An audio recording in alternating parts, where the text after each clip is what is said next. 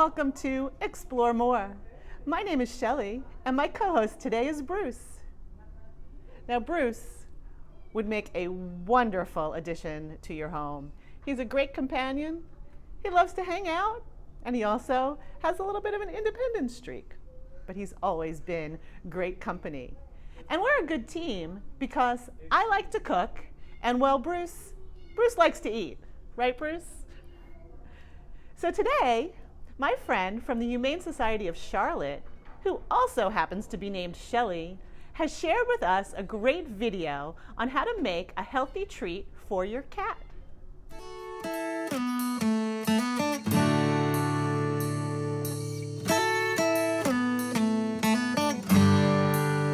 Hi, I'm Shelley, the Humane Education Manager at the Humane Society of Charlotte, and today on HSC Cooks, we are bringing you a delicious tuna cat treat recipe.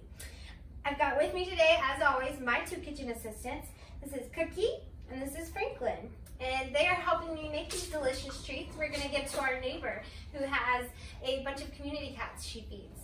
So this is what they look like. They make a cute little gift. You can pop them in a mason jar, put a little flour on top, and you got a little present. They're super easy, and we're ready to get started. So you're going to need to preheat your oven at 350. These take only about 15 or 20 minutes to bake, but make sure your oven is preheated already before you start at 350. So I've done that, and it's just 4 simple ingredients. We've got tuna, cornmeal, flour, and egg, and that's it. So you're gonna need 10 ounces of undrained tuna, canned tuna. So I've got that with me in my bowl here. Don't drain it, that's important. You need that extra liquid. 1 cup of cornmeal, 1 cup flour, and then 1 egg. That's it, super easy. So I'm gonna mix these up. I've got my cookie sheet ready to go. You're gonna need to make sure you have either parchment paper or a silicone baking mat, works well too, on your cookie sheet. So, you guys ready to start mixing? I'm ready. So I've got my tuna in the bowl here. And first you're gonna wanna blend the tuna up and get it mixed. Kind of, when it comes out of the can, it's a little chunky. We want it to be real, like pureed like. So just a couple rounds with the mixer there. Then you're gonna take your egg, dump that sucker in. All right, mix that together. Now, I will warn you, depending on whose opinion you ask, these smell strong, we'll say. But these guys love them. They haven't proved them. However, they are for cats. All right, so we're gonna take our cornmeal, got about a cup of that. We're gonna blend that in.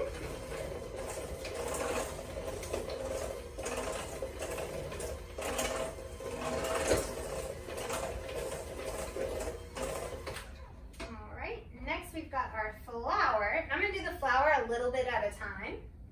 Helps it get more fully mixed in if you do a little bit at a time.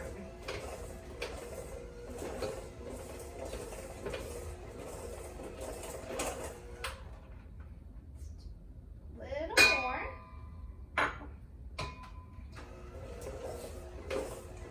You guys are doing such a great job helping. Thank you so much. I couldn't do this without you. Last of our flour.